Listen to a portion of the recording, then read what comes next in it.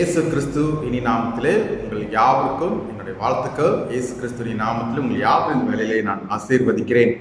பிரியமானவர்களே, இந்த நாள் எல்டர்ஸ் கேட் ஞாயிறு என்று சொல்லி நாம் அனுசரிக்கிறோம். எல்டர்ஸ் கேட் ஞாயிறு மே 24 இல்லை மே 23 அவர்கள் அனுசரிக்கிற ஒரு நாளாக காணப்படுகிறது. இது மெத்ரி திருச்சபையிலே உலகம் எங்கிலும் ஒரு நாள் அனுசரிப்பார்கள். ஏன்னா ஐயா ஜான் வெஸ்லிக்கு இந்த நாளில் தான் அவரோட இருதயத்திலே ஒரு விசேஷ அனல் புறப்பட்டு வந்தது. ஆண்டவர் அவர் மத்தியிலே இடைப்பட்டு அதிகமாக அவரோடு பேசினார் என்று சொல்லி ஒரு நாளாக அமைக்கப்படுகிறது. ஆகையால் ஒரு சரித்திரம் நடந்த ஒரு நாளாக இருக்கிறது. இந்த ஆண்டிலே நம் திருச்சபையிலே இந்த நாளை அனுசரிக்கும்படியாகவும் மாநாட்டு அளவில் இந்த நாள் அனுசரிக்கும்படியாகவும் அந்த வேலையில கூடி வருகிறோம். இந்த வேலையில கூட இந்த நாளில் வைத்திருக்கிற செய்தியும் அது பிரகாரமாக தான் இருக்கும். அதுக்கு முன்பாக வாருங்கள், நம்ம யாவரும் தலைகளை வணங்கி தேவன் நோக்கி பார்க்கலாம். Let's pray. அன்பின் பரலோக பிதாவே, இந்த வேலையும் ராஜா நோக்கி நாங்கள் பார்க்கிறோம். இந்த விசேஷ நாளிலும் கர்த்தர் எங்களோட இடைப்படும்படியாக நாங்கள் ஒப்பு கொடுக்கிறோம். அப்பா, அந்த நாளிலே ஜான் வெஸ்லிக்கு அப்பா இப்படிப்பட்ட ஒரு அனுபவம் செய்தேன். தன் சகோதரன் சார்ல்ஸ் வெஸ்லிக்கும் அப்படிப்பட்ட ஒரு அனுபவம் செய்தேன். தன் இருதயத்திலே ஒரு மாற்றம், தன் இருதயத்திலே ஒரு அனல், கர்த்தர் தன் இருதயத்திலே உம்முடைய பிரசனம் ஆளுகை செய்தது என்று சொல்லி நாங்கள் அறிகிறோம். இந்த வேலையிலையும் இந்த ஆராதனை மூலியமாக கேட்டுக்கொண்டிருக்கிற நம்ம பிள்ளைகள் மத்தியிலையும் இப்படிப்பட்ட ஒரு அனுபவத்துக்குள் கடந்து போகிறதுக்கு கர்த்தர் கிருபை செய்ய நாங்கள் ஜெபம் பண்ணுறோம். இயேசு மூலம் ஜெபிக்கிறோம் எங்க ஜீவன நல்ல பிதாவே, ஆமென். பாருங்க, ஒரு சில துதி பாடலை பாடி நம் ஆராதனைக்குள் கடந்து செல்லலாம்.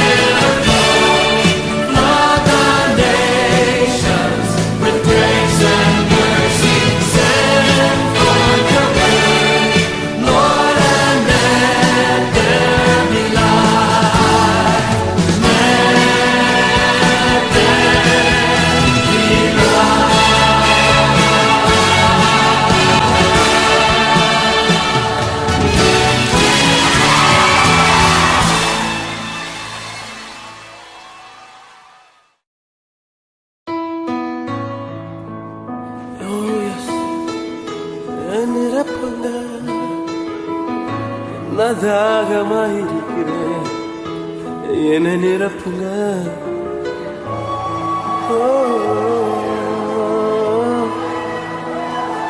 Fill me, Lord, with your power and anointing. I'm hungry for you, Jesus. இப்பொழுது என்னை நிரப்புங்க இயேசுவே. நிரப்புங்க ஆண்டவரே. இந்த வல்லமை என் மீது இறங்கட்டும். நீரப்பிடுங்க, நீரப்பிடுங்க, நீரப்பிடுங்க என்னையே. நீரப்பிடுங்க, நீரப்பிடுங்க, நீரப்பிடுங்க என்னையே. உந்தன் ஆவியின் அபிஷேகத்தால் நிரப்பிடுங்க என்னையே. உந்தன் ஆவியின் அபிஷேகத்தால் நிரப்பிடுங்க என்னையே.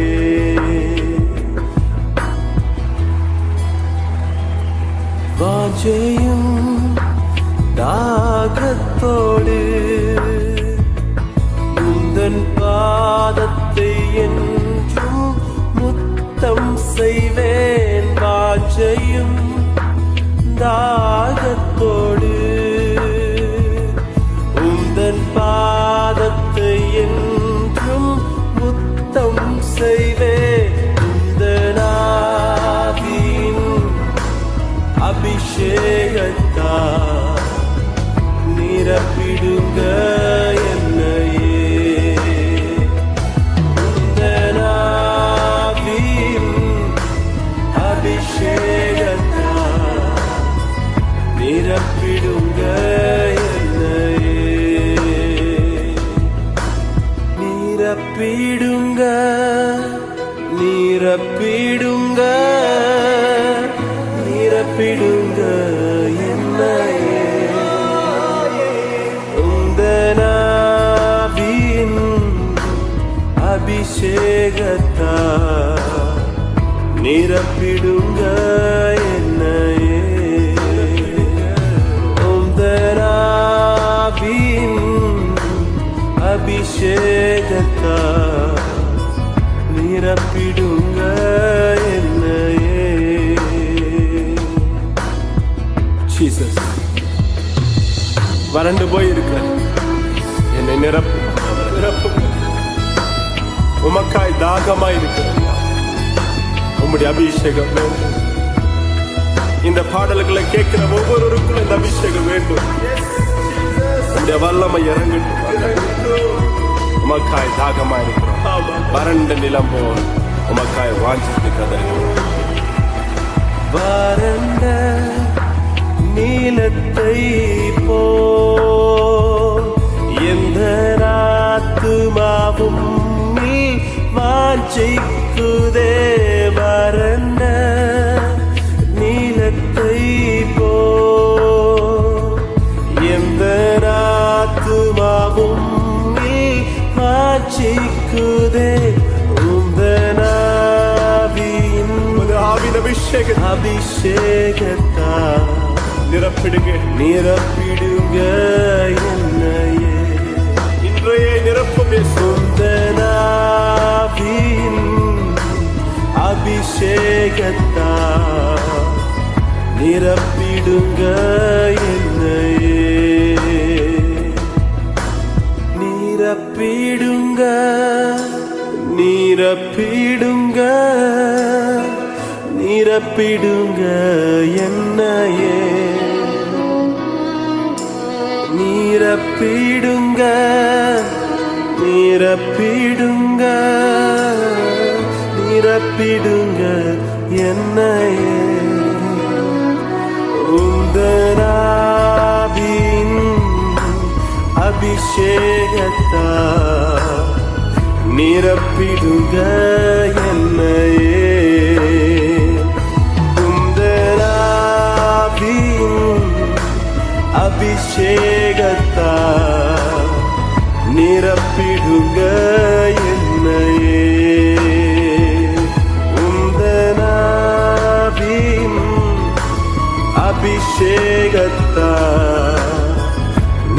நடத்திடுங்க என்னையே. நன்றி அப்பா, நன்றி ஆண்டவரே. இந்த அபிஷேக வல்லமைக்காக எனக்கு கோடி நன்றி ஆண்டவரே. Thank you.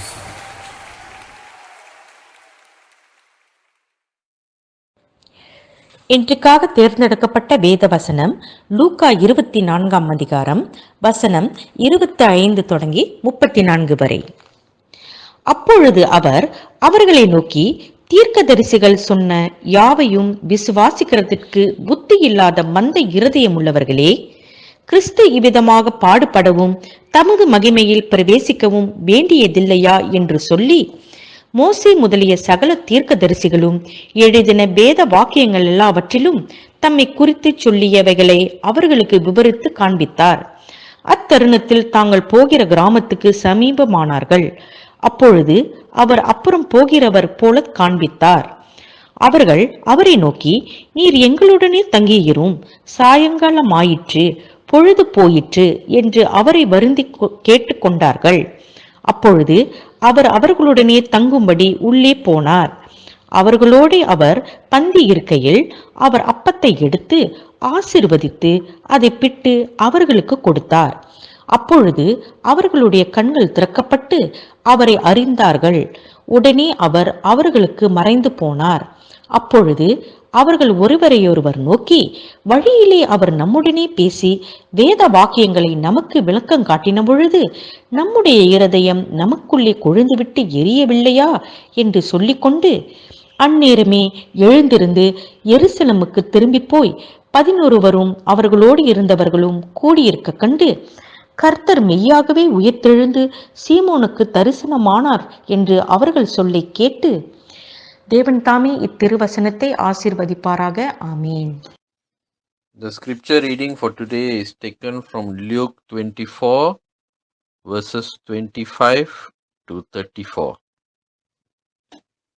Luke 24 verses 25 to 34. Then he said to them, O foolish ones, and slow of heart to believe in all that the prophets have spoken. Ought not the Christ to have suffered these things and to enter into his glory? And beginning at Moses and all the prophets, he expounded to them in all the scriptures the things concerning himself. Then they drew near to the village where they were going, and he indicated that he would have gone further.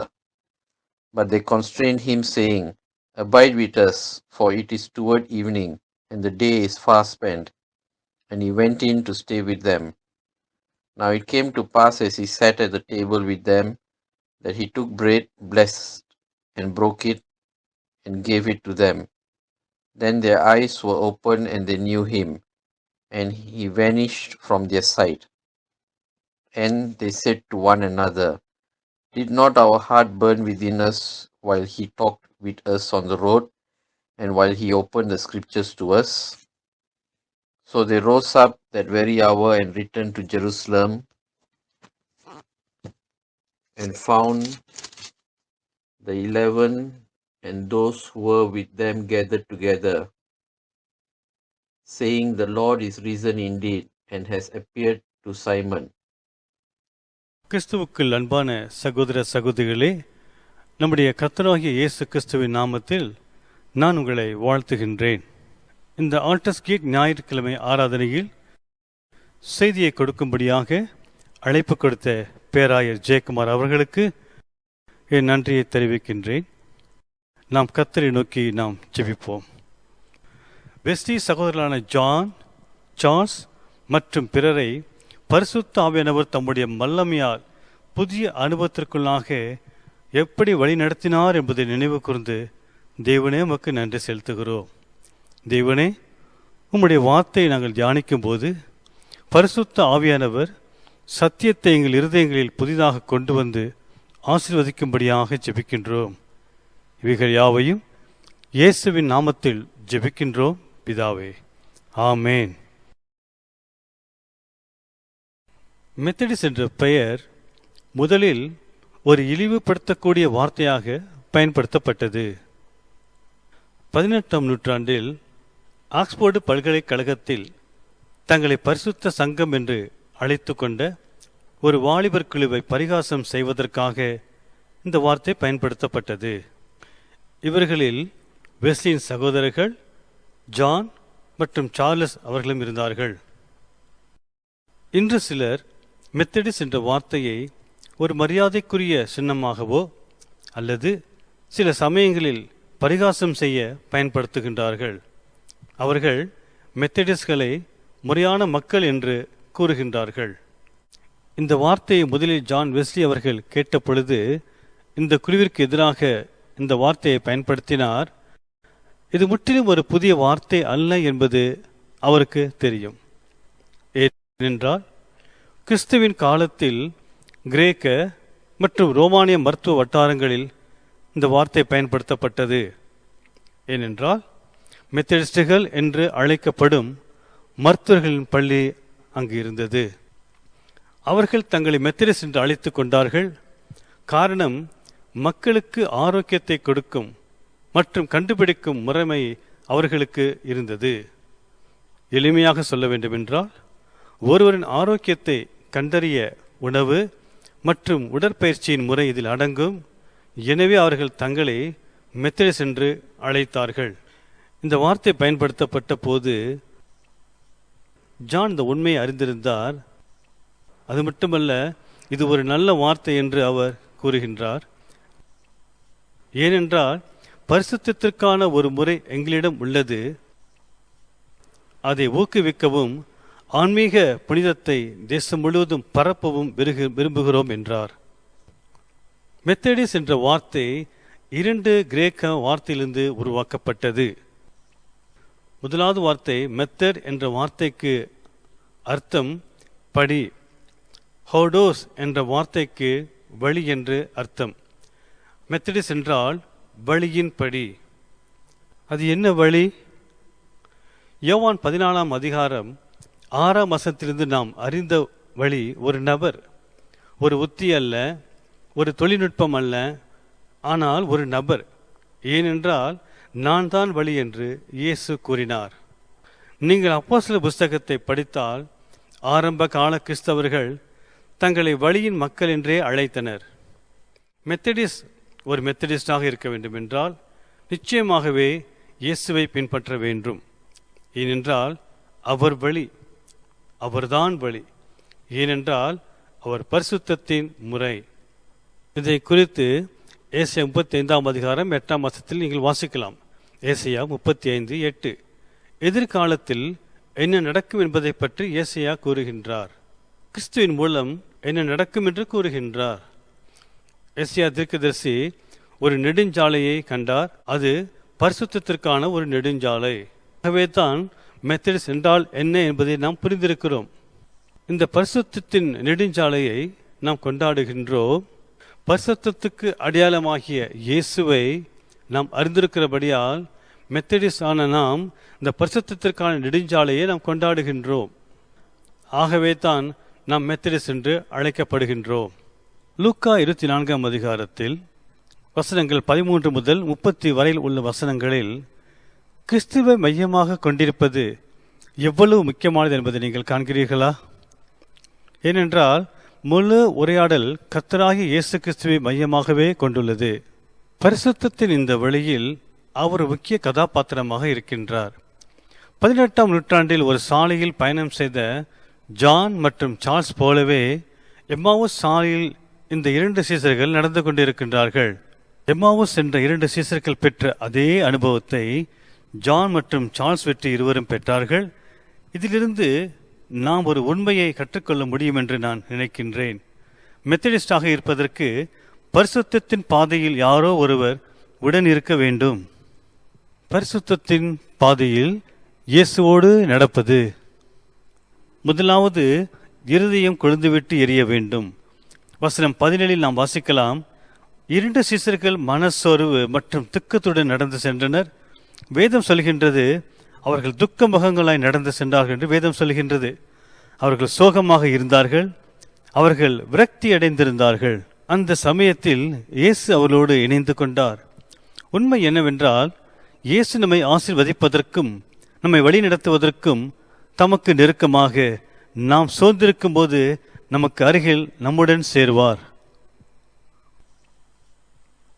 கப்பல்கள் மூழ்கும்போது, நாம் விரக்தியில் இருக்கும்போது, மன சோர்வடைந்து தோற்கடிக்கும் போது, தோல்விகளை உணரும்போது, தனிமையும் கஷ்டங்களையும் உணரும்போது இயேசு வழியில் நம்முடன் இணைகின்றார். சைபத்தில் நடந்த கவலை அளிக்கும் சம்பவத்தை பற்றி அவர் இருவரும் இப்பொழுது இயேசுவிடம் பேசிக் கொண்டிருக்கிறார்கள். சிலுவையில் என்ன நடந்தது என்பதை பற்றியும் அவர்கள் பேசுகின்றார்கள். மிக அழகாக ஆச்சரியமாக பேசி அவருக்கு என்ன நடந்தது என்பதை பற்றியும் பேசுகின்றார்கள். மிக கொடூரமாக சிலுவையில் அறையப்பட்டார். அவர் ஆரம்பித்த அனைத்தும் என்னவாக போகின்றது என்று சொல்லி அவர்கள் ஆச்சரியப்பட்டார்கள். அந்த நேரத்தில் இயேசு அவர்களுக்கு ஒரு மிகப்பெரிய வேத பாடத்தை கொடுத்தார். மோசேயில் ஆரம்பித்து எல்லா தீர்க்கதரிசிகள் பற்றியும் அவர் விளக்கி எல்லா வேத பகுதிகளிலும் தம்மை பற்றி குறிப்பிடப்பட்டுள்ளதை அவர் அவர்களுக்கு விளக்கினார். இதை நாம் வசனம் 27 நாம் வாசிக்கலாம். அவர்கள் வைத்திருந்த எபிரேய வேதத்தை அவர் விளக்கினார். அப்பொழுது புதிய ஏற்பாடு இன்னும் எழுதப்படவில்லை. பழைய ஏற்பாட்டின் புத்தகத்தில் முதல் 5 புத்தகங்களில் மோசேயும் தீர்க்கதரிசிகளும் இயேசு கிறிஸ்துவை குறித்தும் மேசியாவை குறித்தும் ராஜாவை குறித்தும் கர்த்தரை குறித்தும் சொல்லியிருக்கின்றார்கள் என்பதை அவர் குறிப்பிட்டார். அது ஒரு அருமையான வேத பாடமாய் இருந்தது. அதன் பிறகு 2 சீசர்களும் ஒருவருக்கொருவர் பேசிக்கொண்டனர். இதை நாம் 22ஆம் வசனத்திலும் பார்க்க முடியும். அப்பொழுது அவர்கள் ஒருவரை ஒருவர் நோக்கி, வழியிலே அவர் நம்முடனே பேசி வேத வாக்கியங்களை நமக்கு விளங்க காட்டின பொழுது நம்முடைய இருதயம் நமக்குள்ளே கொழுந்துவிட்டு எரியவில்லையா என்று சொல்லிக் கொண்டார்கள். இங்கே நம்முடைய இருதயத்திற்கும் வேதாகமத்திற்கும் இடையிலான ஒரு முக்கிய தொடர்பை காண்கின்றோம். வேதாகமும் நம்முடைய இதயமும். 1738ஆம் ஆண்டு மே 24ஆம் தேதியில் லண்டனில் உள்ள ஆல்டர்ஸ் கேட் என்ற வீதியில் நடந்த ஜெபக்கூட்டத்தில் ஜான் வெஸ்லி அவர்கள் கலந்து கொண்டார். அவர் மிகவும் புறக்கணிக்கப்பட்டவராக காணப்பட்டார். காரணம், அவர் விசுவாசத்தை குறித்து பிரசங்கித்திருந்தார். அவர் ஆங்கிலிக்கன் போதகர். அவர் விசுவாசத்தை பற்றி பிரசங்கித்தும் அவர் மிகவும் சோர்வாக இருந்தார். தனக்குள்ளே ஆழமான உண்மையான விசுவாசம் இல்லை என்பதை உணர்ந்தார். அதை பற்றி மிகவும் கவலைப்பட்டார். உண்மையான விசுவாசத்தை அனுபவிக்க ஏங்கினார். அமெரிக்காவில் ஒரு அருட்பணியாளராக பணியாற்ற கூட முயன்றார். ஆனால் தோல்வியடைந்து மீண்டும் இங்கிலாந்திற்கு திரும்பிவிட்டார். எனவே தேவனை ஆழமாக தேட ஆரம்பித்தார். இந்த கூட்டத்தில் ஜான் தன் வாழ்க்கையை மாற்றக்கூடிய அனுபவத்தை பெற்றார். அவர் இந்த வார்த்தைகளை எழுதினார். அவைகளை நான் மேற்கோள் காட்டுகிறேன். மாலையில் நான் விருப்பமின்றி ஆல்டர்ஸ் கேட் வீதியில் நடந்த ஒரு கூட்டத்திற்கு சென்றேன். அங்கு ரோமர் நிருபத்திற்கு லூத்தரின் முன்னுரையை ஒருவர் வாசித்துக் கொண்டிருந்தார். கிறிஸ்துவை விசுவாசிப்பதன் மூலம் தேவன் இதயத்தில் செயல்படும் மாற்றத்தை விவரிக்கும் போது என் இதயம் கொழுந்துவிட்டு எரிவதை போன்று உணர்ந்தேன். இரட்சிப்பிற்காக மட்டுமே கிறிஸ்துவை நம்பினேன் என்பதை நான் உணர்ந்தேன். ஆனால் கிறிஸ்து என் பாவங்களை என்னை விட்டு எடுத்து போட்டு என்னை பாவம் மரணம் என்பவர்களின் பிரமாணத்திற்கு விடுதலையாக்கிவிட்டார் என்று எனக்கு உறுதியளிக்கப்பட்டது. வசனங்கள் விளக்கப்படுவதை வெஸ்லி கேட்டார். அப்பொழுது தன்னுடைய இதயம் வித்தியாசமாக வேப்பமடைந்ததை உணர்ந்தார். 3 நாட்களுக்கு பின்பு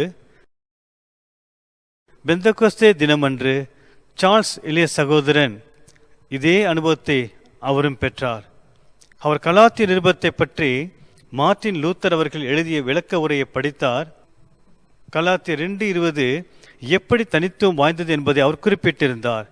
ஏனென்றால் அந்த வசனத்தை அவர் வாசித்தார்.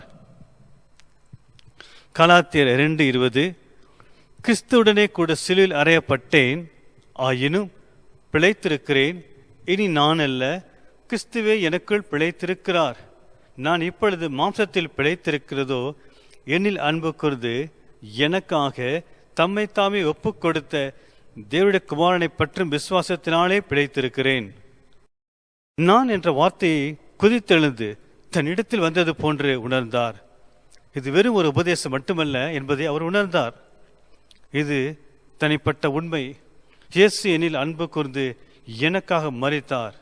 தேவனுடைய வார்த்தை திறக்கப்பட்டு விளக்கப்பட்ட போது எம்மாவூருக்கு சென்றபோது வழியிலே 2 சீசர்கள் பெற்ற அனுபவத்தைப் போலவே அவருடைய இதயம் கொழுந்துவிட்டு எரிந்தது.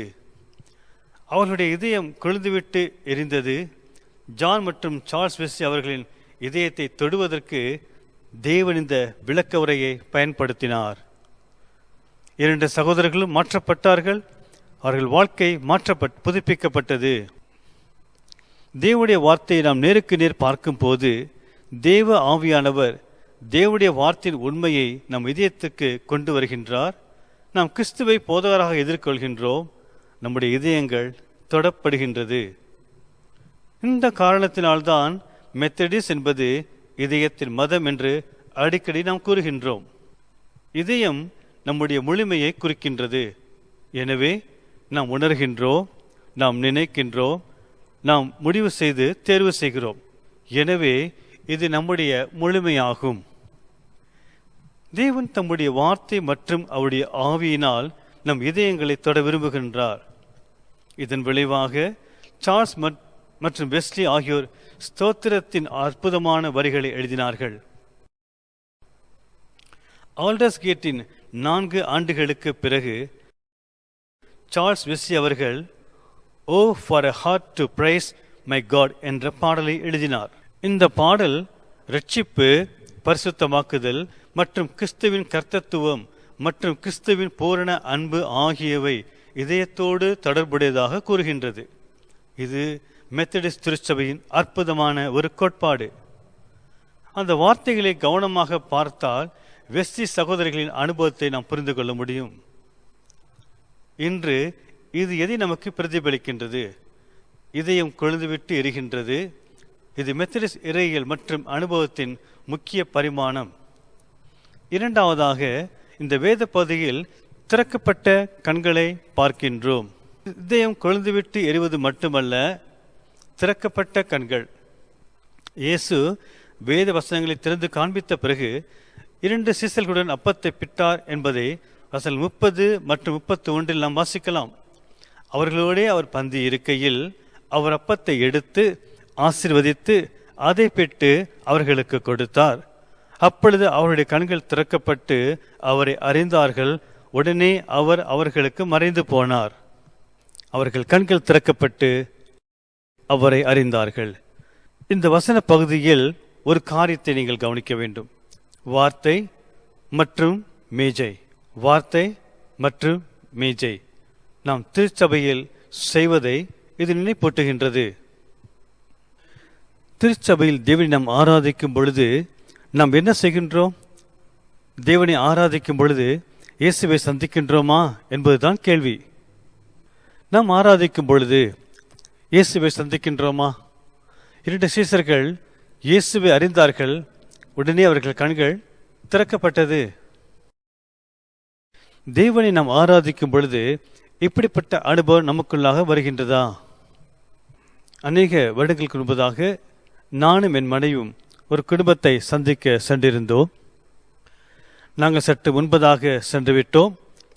அந்த பெற்றோர்கள் வேலைக்கு சென்றிருந்தார்கள். அவர்கள் வரும் வரையிலும் நாங்கள் காத்திருந்தோம். இந்த வீட்டிலே ஒரு சிறு குழந்தை இருந்தால் அவளோடு நாங்கள் சற்று நேரத்தை செலவிட்டுக் கொண்டிருந்தோம். அப்பொழுது அங்கு நடந்த காட்சியை என்னால் மறக்கவே முடியாது. அந்த தாய் கதவை திறந்து கதவருகே நின்ற பொழுது அந்த சிறு குழந்தை தன் தாயை அறிந்தவளாக, உணர்ந்தவளாக, உடலெல்லாம் ஒரு பூமி திசை ஏற்பட்டது போல ஒரு சிலிப்புடன் மிக மகிழ்ச்சியோடு காணப்பட்டதை நான் காண முடிந்தது. பிரியமானவர்களே, அந்த காட்சியை என்னால் மறக்க முடியாது. அதன் அர்த்தம் என்ன? நமக்கு பிரியமானவர்கள் எல்லாம் அறிந்து கொள்ள வேண்டும். அதே அனுபவம் நமக்கும் தேவை. பிரியமானவர்களே, அந்த 2 சீசர்களையும் பாருங்கள். அவர்கள் கண்கள் திறக்கப்பட்டு இயேசுவை அறிந்தார்கள். நாம் திருவிந்து எடுக்கும் பொழுது இப்படிப்பட்ட அனுபவத்தை பெற்றுக்கொள்ள வேண்டும் நான் ஆலோசனை சொல்லவில்லை. நான் என்ன சொல்ல வருகிறேன் என்று சொன்னால், முக்கியமான விஷயம் நம்முடைய கண்கள் திறக்கப்பட வேண்டும். முக்கியமான விஷயம் என்னவென்றால், நம் கண்கள் திறக்கப்பட்டு கர்த்தராகிய இயேசுவை நாம் அறிந்து கொள்ள வேண்டும். நம்முடைய உள்ளத்திலேயும் ஆழமான ஒரு அனுபவம் இருக்க வேண்டும். தேவன் நமக்குள்ளே செய்கிற கிரியைகளை நாம் உணர வேண்டும். அது நம்மை பரிசுத்தத்திற்கு நேராக வழிநடத்தும். கர்த்தராகிய இயேசு கிறிஸ்து நம்மை சுற்றிலும் நம் மூலமாகவும் நமக்குள்ளிருந்தும் கிரியை செய்கிறதை நாம் உணர வேண்டும். இதைத்தான் மெத்தடிஸ்டிலே சமூக பரிசுத்தம் என்று அழைக்கின்றார்கள். தேவன் நமக்குள்ளே கிரியை செய்கின்றார், நம்மை சுற்றிலும் கிரியை செய்கின்றார், நம் மூலமாகவும் கிரியை செய்கின்றார். தனிப்பட்ட பரிசுத்தம், சமூகத்தின் பரிசுத்தம். நீங்கள் அவரை அறியவில்லை என்று சொன்னால் தேவனுடைய வழிகளை நீங்கள் புரிந்து கொள்ள முடியாது. ஆகவே நம்முடைய வாழ்க்கையிலும் நம்மை சுற்றியுள்ள உலகத்திலும் மக்கள் இயேசுவை காண்பதற்கு நமக்கு திறக்கப்பட்ட கண்கள் தேவை. அப்படி இல்லை என்று சொன்னால் நாம் பெயர் கிறிஸ்தவர்களாக மாத்திரம் மட்டுமல்ல, நம் கண்கள் குருடான கண்களாக காணப்படும். ஏசாயா தீர்க்கதரிசிக்கு இப்படிப்பட்ட அனுபவம் இருந்தது. தேவனாகிய கர்த்தரை என் கண்கள் கண்டது என்றார். ஏசாயா 6:1 இப்படியாக சொல்கின்றார், ஆண்டவரை சிங்காசனத்தில் மீட்டில் வீற்றிருக்க கண்டேன் என்று சொல்கின்றார். அதை கண்ட மாத்திரத்திலே அவர் சொல்லுகிறார், ஐயோ அதமானேன் என்று சொல்கிறதை நாம் காண முடியும். நான் அசுத்த உதடுகள் உள்ள மனுஷன், அசுத்த உதடுகள் ஜனங்களின் நடுவிலே வாசமாய் இருக்கிறவன் என்று அறிக்கையிடுகிறார். அவர் தொடர்ந்து சொல்கிறார், கேட்டேன், அவரை கண்டேன். அவருடைய தொடர்ச்சியான அனுபவங்களை நாம் அங்கு காண முடிகிறது. பிரியமானவர்களே, கண்டேன், நான் கேட்டேன், நான் சொன்னேன் என்று தொடர்ச்சியாக சொல்வதை நாம் காண முடியும். ஏசாயா தேவனை கண்ட மாத்திரத்திலேயே அவருக்குள்ளாக ஒரு ஆழமான அனுபவம் உண்டானதை நாம் காண்கின்றோம். அப்படிப்பட்ட அனுபவம் நமக்கும் தேவையா இருக்கிறது. இல்லை என்றால் ஏதோ ஒரு கூட்டத்தை நாம் பின்பற்றவர்களாக இருப்போமே ஒழிய கிறிஸ்துவை பின்பற்றவர்களாக நாம் இருக்க மாட்டோம். இந்த உண்மையை தனது பாடல்களிலே ஜான் வெஸ்லி அவர்கள் எழுதியிருக்கிறார்கள். அதில் ஒரு பாடல் தான் ஹார்க் த ஹெரால்ட் ஏஞ்சல்ஸ் என்ற பாடல். இது பொதுவாக நம்ம கிறிஸ்துமஸ் காலையில் இதை பாடுவதை நாம் பார்க்கிறோம். கொழுந்துவிட்டு எரியும் இதயம், திறக்கப்பட்ட கண்கள், மூன்றாவதாக அழகிய பாதம். இந்த அற்புதமான அனுபவத்தை பெற்ற சீஷர்கள் உடனடியாக எழுந்து எருசலேமுக்கு திரும்பி போனார்கள் என்பதை வசனம் 33 நாம் வாசிக்கின்றோம். அவர்கள் உடனே எருசலேமுக்கு திரும்பி போனார்கள் என்று படிப்பது மிக ஒரு எளிதான காரியம். இதற்கு காரணம் அவர்களுக்குள்ளே ஏற்பட்ட ஒரு ஆழமான மறுரூபத்தின் அனுபவம். அவர்கள் மற்ற சீசரத்தை சொல்லுகிறார்கள், இது உண்மை, இது உண்மை, கர்த்தர் உயிர்த்தெழுந்தார், இது உண்மை, கர்த்தர் உயிர்த்தெழுந்தார் என்பது சொல்கிறார்கள். இது வசனம் 34 நாம் பார்க்க முடியும். தொடர்ந்து நாம் பார்ப்போம் என்றால், யோவான் 4ஆம் அதிகாரத்திலே அந்த சமாரிய ஸ்திரீயானவள் இயேசு தம்மை வெளிப்படுத்தின பொழுது அவள் செய்த காரியத்தை நாம் காண்கிறோம். தன் குடத்தை அங்கே உடனே வைத்துவிட்டு ஊருக்குள்ளே சென்று நற்செய்தி அறிவிக்க ஆரம்பித்தாள். அழகான பாதம்.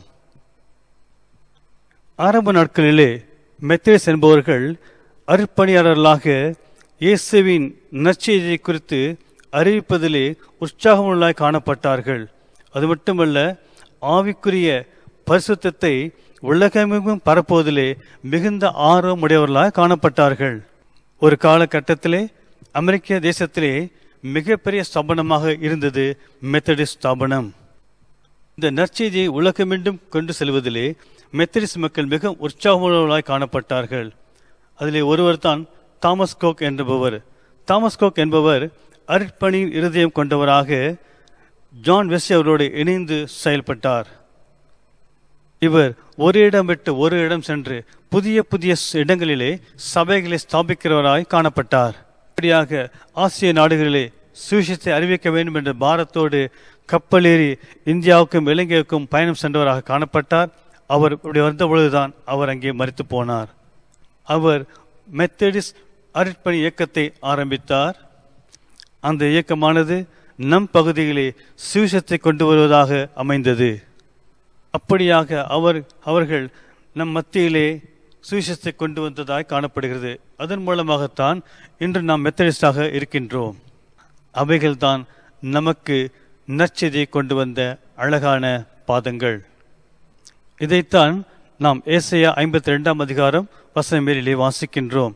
சமாதானத்தை கூறி நற்காரியங்களை சுவிசேஷமாய் அறிவித்து இரட்சிப்பை பிரசித்தப்படுத்தி உன் தேவன் ராஜரீகம் பண்ணுகிறார் என்று சீயோனுக்கு சொல்லுகிற சுவிசேஷனுடைய பாதங்கள் மலைகளின் மேல் எவ்வளவு அழகா இருக்கின்றன.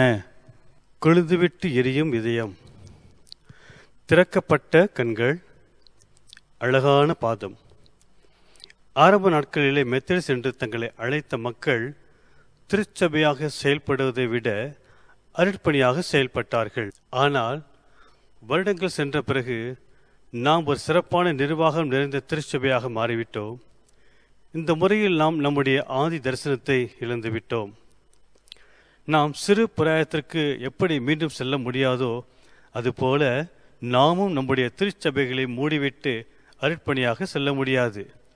ஆனால் நாம் இருக்கின்ற திருச்சபையிலே அருட்பணி ஒரு தரிசனமாக கொண்டு வர முடியும். மீண்டும் அந்த தரிசனத்தை பெறுவோம். நம்முடைய பாதங்கள் மனதுருக்கத்துடன் தேவையுள்ள ஏழை மக்களுக்கு நற்செய்தியை எடுத்து சொல்ல வேண்டும். மெத்தடிஸ்டாக இருப்பது என்றால் என்ன? அநேக பதில்கள் உண்டு. ஆனால் இந்த வேத பகுதியிலே மெத்தடிஸ்ட் குறித்து 3 ஆழமான படங்களை காண முடிகின்றது. கொழுந்துவிட்டு எரியும் இதயம், இது நம்முடைய மெத்தடிஸ்ட் சபையின் சின்னமாக உள்ளது. கொழுந்துவிட்டு எரியும் இதயம், இது மெத்தடிஸ்ட் திருச்சபையின் முக்கியமான தன்மையாக உள்ளது. இரண்டாவதாக, திறக்கப்பட்ட கண்கள், இயேசுவை அறிந்து கொள்ளக்கூடிய கண்கள்.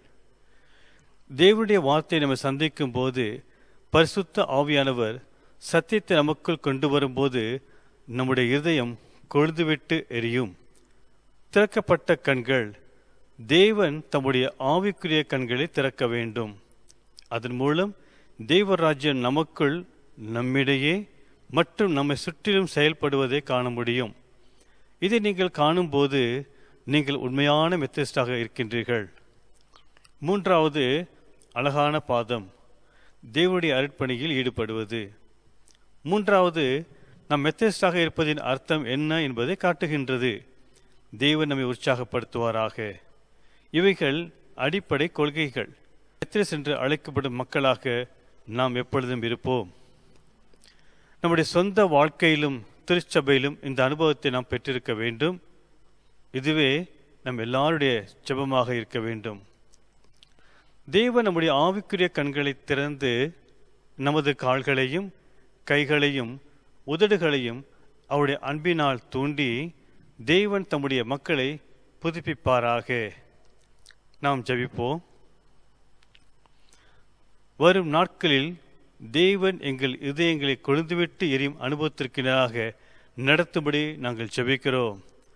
பரிசுத்த ஆவியானவர் எங்களுக்குள்ளே தேவனுடைய வார்த்தையின் சத்தியத்தை கொண்டு வரும்போது குளிர்ந்து போன எங்கள் இதயங்களை கொழுந்துவிட்டு எரியச் செய்யும். ஆண்டவரே, தேவனே, எங்களுடைய கண்களை திறந்தருளும். உலகத்திற்கு அப்பாற்பட்ட காரியங்களையும் ஆவிக்குரிய கட்டுகளையும் காணும்படியாக எங்களுடைய ஆவிக்குரிய கண்களை திறந்தருளும். ஆண்டவரே, நாங்கள் எதை காண வேண்டும் என்று நீர் விரும்புகின்றீரோ அதை நாங்கள் காணும்படி எங்கள் கண்களை திறந்தருளும். தேவனே, எங்கள் இதயங்களில், எங்கள் சபைகளிலே, இந்த உலகத்திலே நீ செய்கின்ற கிரியைகளை காண எங்கள் கண்களை திறந்தருளும். ஆண்டவரே, தேவனே, எங்கள் கண்களை திறந்தருளும். இயேசு கிறிஸ்துவின் நற்செய்தியை இதுவரை கேட்காதவர்களுக்கும் கிறிஸ்துவின் அன்பை மற்றவர்களுக்கும் அறிவிக்கும் அழகான பாதங்களாக எங்கள் பாதங்கள் நடந்து செல்ல வேண்டும்.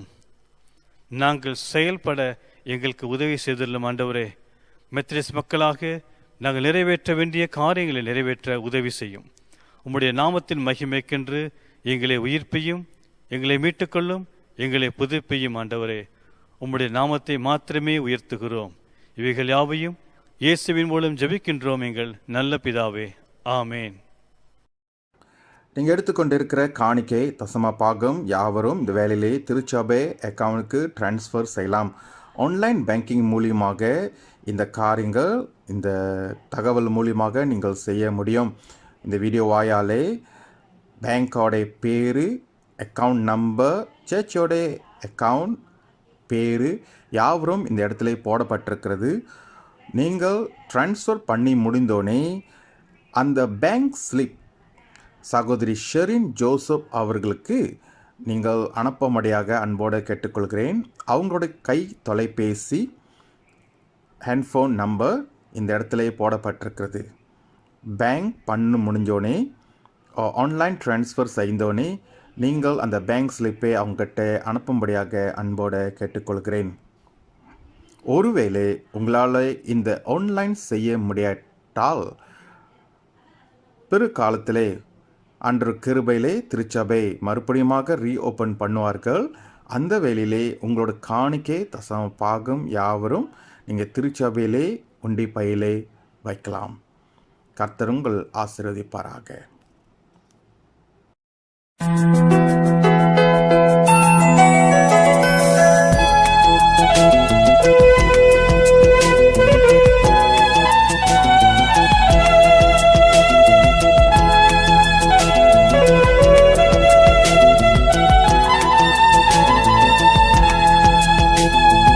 என்னாலுமே துதிப்பாய் என் ஆத்துமாவே நீ என்னாலுமே துதிப்பாய்.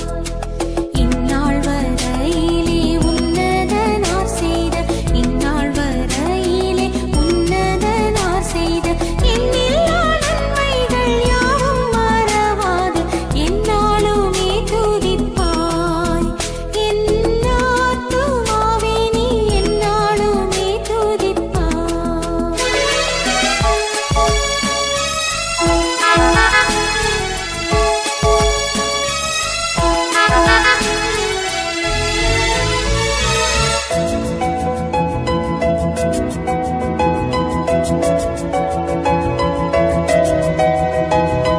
பாவங்கள் எத்தனையோ நினையாதிருந்தாரும் பாவங்கள் எத்தனையோ பாழான நோயை அகற்றி குணமாக்கி பாழான நோயை அகற்றி குணமாக்கி பாரினில் வைத்த மகாதயமை எண்ணி என்னாலுமே துதிப்பாய்.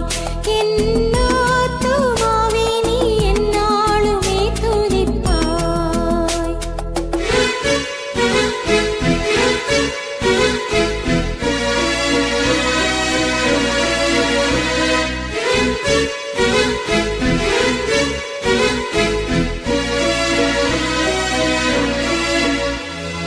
எத்தனையோ கிருபை உன்னுயிர்க்கு செய்தாரே எத்தனையோ கிருபை.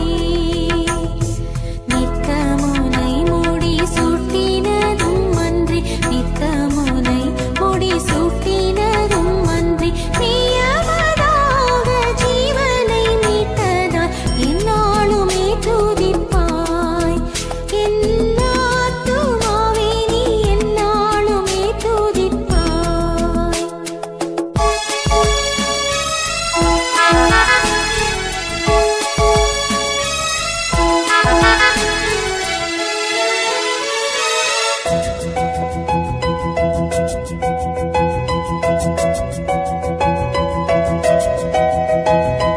நன்மையால் உன் வாயை நிறைத்தாரே பூர்த்தியாய் நன்மையால் உன் வாயை.